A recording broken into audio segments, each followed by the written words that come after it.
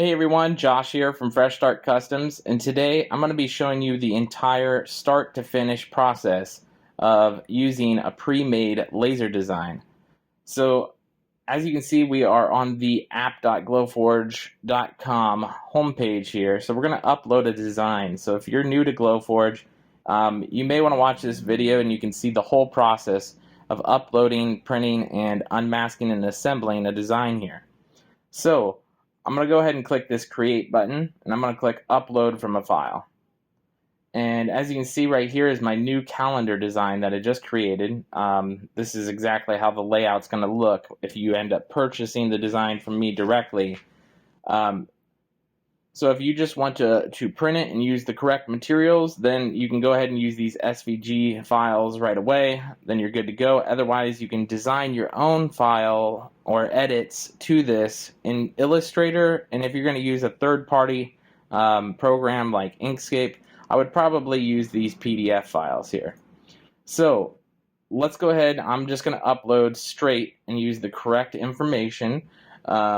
And the correct material type. So I'm going to go ahead and upload these top pieces first. And I put the top and bottom pieces in two separate files for this one because I want you to be able to create a different base out of like walnut if you want to.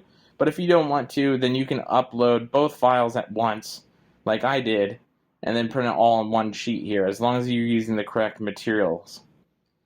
So as you can see, this is the top pieces here. It's uploaded, and then what we're going to do is we're going to choose our material type up here in the top left. What I'm going to be using is the medium maple plywood proof grade material. That's what this is designed for. And it will also work with the medium cherry plywood and the medium walnut plywood. So if you want to choose any of those or mix and match the pieces, like I said, that's why I made the base separate. So I think a walnut base would look pretty cool with this. But just to show you exactly how I did it, this is how I uploaded it here. And then I'm going to upload by clicking that plus button in the center again and click upload. I'm going to upload the base pieces too so I can show you what I did. So that'll process in just a second. There we go. As you can see, here's the base pieces. So what I did is I just moved it down here so the bigger one was on the bottom. And then I grabbed this smaller one and I rotated it like this. And as you can see, it just barely fits here. So if you end up changing your custom settings, this gray section, this gray border here may shrink and then it may not fit. So that's another reason why I put the base on a separate file as well, just in case you end up using different settings and that base or that gray non-cut section creeps in and then it ends up overlapping. So this is how it is all laid out with both files on one sheet of wood. And like I said, if you want the two base pieces here on a different sheet, you can just upload that as a secondary sheet. And then over here is your different operations. So the two cuts are going to cut separate since it's in two separate files that were uploaded. So I'm just going to arrange those to cut last. And then as you can see, since it's proof grade material, it already pre-selected all the settings here for us. It's going to engrave all of the letters and numbers here. And then it's going to cut out that top section, and then it's going to cut out the right section there. So this is how I laid it out, and this is how I'm going to print it off. So let's go ahead and all you would have to do at this point is click these three dots, and then you would click set focus. But right now my machine is off, but after you click set focus, you would just click anywhere in your material. I'm going to switch over to my basic here. And as you can see, I almost have it laid out perfectly. I'll just match it up how I cut it out earlier. There we go. Almost got it completely matched up there. There we go. So this is how I laid it out earlier. And you can do that set focus that I was talking about and just click anywhere on your material. And that's going to set the focus height of your laser cutter. After you click set focus, all you got to do is hit print as long as you have all your settings exactly how you want it. And then your laser is going to print that off, and I'll go ahead and show you guys a clip of that now. And right after that, I'll show you the unmasking and assembly, And then that's pretty much it. I hope you guys enjoy the video, and we'll catch you guys at the end here.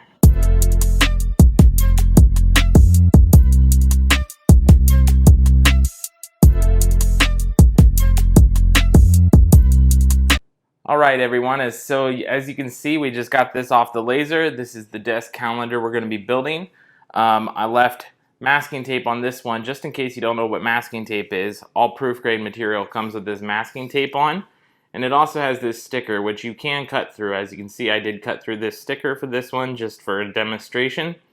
Just keep in mind when you cut through the sticker, that can potentially change your kerf a little bit, so it'll be a tighter or looser fit depending on your material. So basically all you got to do is you can take this off by hand since this is one solid strip. So I'll show you that really quick.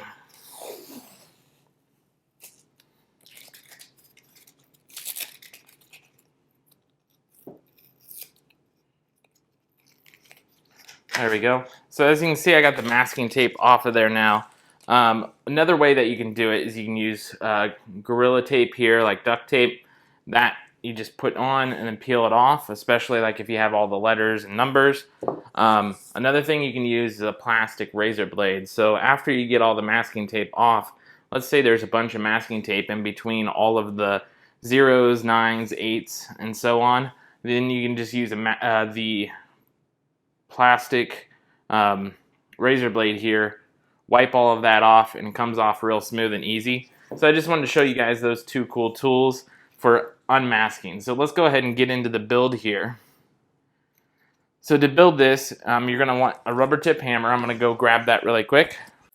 Alright, now that I got my rubber tip hammer here, we're going to go ahead and start assembling this. So first off, I'm going to put these off to the side. We'll use this in just a moment.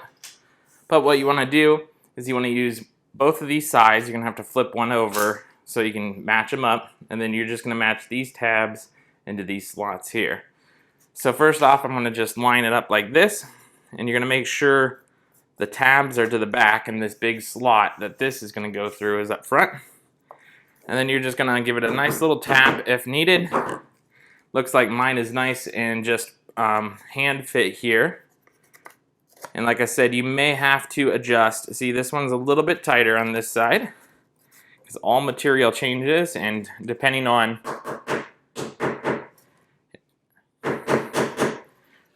if you have a bow in the wood whenever you cut, like this one had a slight bow to it, as you can see on this piece here. You can see there's a little bit of a wobble to it. So that's going to change your actual fit, but as you can see, this is a nice fit, still tight, don't need any glue on it, so that's great.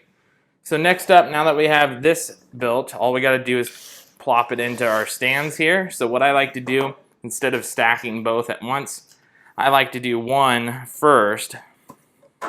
Line it up, give it a tap if needed, and then we're going to push it through by hand if possible. If not possible, you can just give it a nice little tap like this. There we go, and as you can see, it's poking through now. Now I like to line it up with the next base here. And then just give it another tap.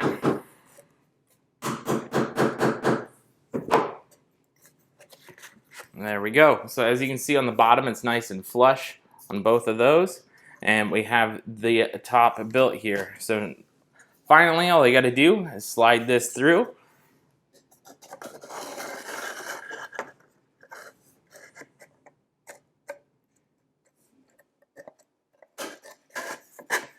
There we go. So as you can see now, I've got it nice and snug. Everything's fitting. No glue needed. I went a little looser on the slots this time, just so it wasn't too tight.